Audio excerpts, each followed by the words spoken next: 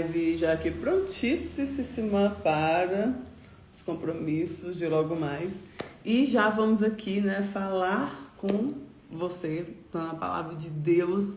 E todos os dias nós estamos aqui na nossa live trazendo isso, trazendo esse movimento, né, que é a palavra de Deus, né? Se você tiver alguma dúvida na tua vida, vai para a palavra que a palavra responde.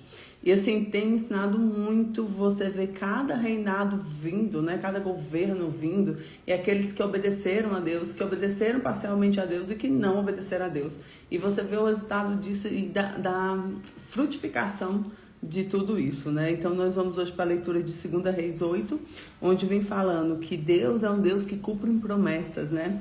O que Deus prometeu, Deus cumpre. Nem o tempo pode apagar uma promessa de Deus. E qual é o contexto dessa palavra? A palavra de Deus sempre vai se cumprir, né? Então a mulher sunamita, ela recupera suas terras após 7 anos de fome.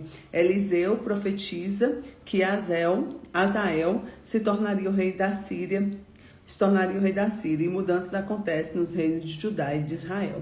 Então nós vamos aqui para essa leitura, porque a mulher tinha recebido, né, as terras e ela perdeu depois que a Síria cercou Israel, né, cercou Samaria. E aí, depois disso, ela conseguiu, depois de 7 anos, né, receber as terras e estar ali no mover de Deus. Amém? Então a palavra diz assim: Espírito Santo de Deus vem trazendo discernimento sobre essa palavra. Tu venha falar aos nossos corações, encher a nossa alma, encher a nossa vida com aquele fogo do Espírito Santo. E que nós possamos adentrar nessa palavra, sentindo a tua doce presença. E diz assim: E falou Eliseu àquela mulher cujo filho ele ressuscitara, dizendo: Levanta-te e vai, tu e tua família, e peregrina onde puderes peregrinar. Porque o Senhor te chamou à fome, a qual também virá à terra por 7 anos. E levantou-se a mulher e fez conforme a palavra do homem de Deus, porque foi ela que sua família que peregrinou na terra dos filisteus 7 anos. E sucedeu que ao fim de 7 anos a mulher voltou da terra dos filisteus e saiu a clamar ao rei pela sua casa e pelas suas terras. Ora, o rei falava a Geazi, servo do homem de Deus, dizendo: Conta-me, peço-te todas as grandes obras que Eliseu tem feito. E sucedeu, contando ele ao rei como ressuscitara o morto, eis que a mulher cujo filho ressuscitara clamou ao rei pela casa e pelas suas terras. Então disse Geazi: Ó meu senhor, esta é a mulher, e este é o filho que Eliseu ressuscitou. E o rei perguntou à mulher: Ela lhe contou? Então o rei lhe deu um oficial dizendo: Faz-lhe restituir tudo quanto era seu, e todas as rendas das terras, desde o dia que deixou a terra até agora. Então assim, o Senhor foi lá e honrou, né, e restituiu, e deu tudo em dobro, e proveu. E é assim que o nosso Deus age, né? Depois veio Eliseu a Damasco, estando em Ben-Hadad, rei da Síria doente, e o anunciaram, dizendo: O homem de Deus é chegado aqui. Então o rei disse a Azael: Toma um presente na tua mão e vai encontrar-te com o homem de Deus e pergunta por ele ao Senhor, dizendo: Hei de sarar desta doença? E foi, pois, Azael encontrar-se com ele e tomou um presente em sua mão, a saber de tudo o que de bom havia em Damasco, 40 camelos carregados, e veio e pôs diante dele e disse: Teu filho Ben-Hadad, rei da Síria, me enviou a ti, dizendo: Sararei eu esta doença? E Eliseu lhe disse: Vai e dize: Certamente viverás, porém o Senhor tem me mostrado que certamente morrerás. E afirmou a sua visita, fitou os olhos nele e até se envergonhou, e o homem de Deus chorou. Então disse Azael: Por que choras, meu senhor? E ele disse: Porque sei o mal que hás de fazer aos filhos de Israel. Porás fogo nas fortalezas, os jovens matarás a espada, e os meninos despedaçarás, e as mulheres grávidas fenderás. E disse Azael: Pois que é teu servo, que não mais que um cão, para fazer tão grande coisa. E Eliseu disse: O Senhor tem me mostrado que hás de ser o rei da Síria. Então partiu Eliseu e foi ao seu senhor, o qual disse: Que te disse Eliseu? E disse ele: Disse-me que certamente viverás. E sucedeu que outro dia tomou cobertor e molhou a água e estendeu sobre o rosto e morreu. E Azael reinou em seu lugar. E no 5º ano, Jorão, filho de Acabe de Israel, reinando ainda Jeosafá em Judá, começou a reinar Jeorão, filho de Jeosafá, rei de Judá.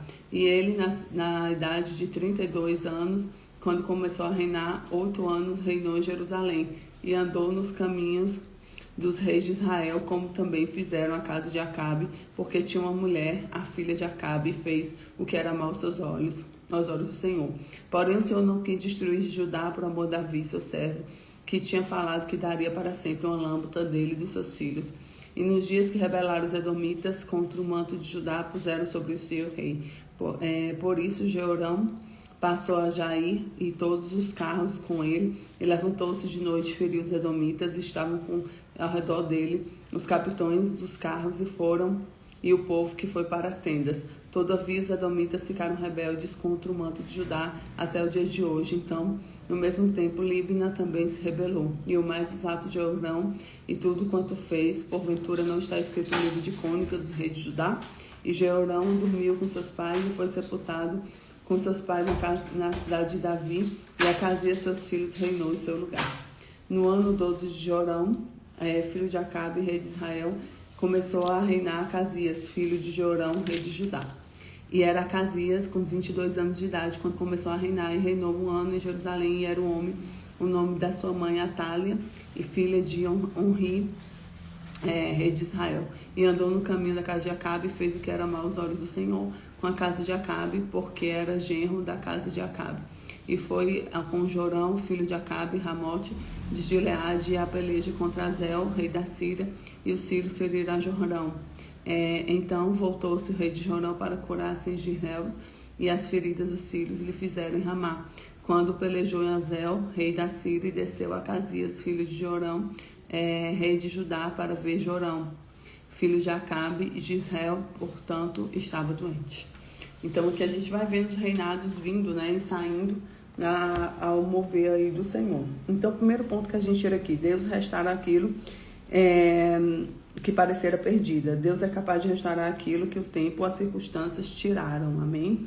Segundo, o tempo de Deus é perfeito. Deus, ele trabalha mesmo quando nós não vemos. Deus conhece o nosso futuro antes dele acontecer. Terceiro, nem todo poder é usado de forma certa. Azel usa de forma errada. Ter poder não significa ter caráter, tá? Guarda isso. Então, a história humana muda, mas Deus permanece no controle de todas as coisas. Ou seja, vem reinado, vem governo, vai governo, mas Deus não muda, né? O que a gente vai declarar hoje? Nós vamos declarar: Deus é fiel às minhas promessas, Deus é fiel às minhas promessas, Deus é fiel às minhas promessas, aleluia. E que nós possamos ser fiéis a Deus, né? Diga assim: ó, eu sou fiel ao Senhor, eu sou fiel ao Senhor, eu sou fiel ao Senhor.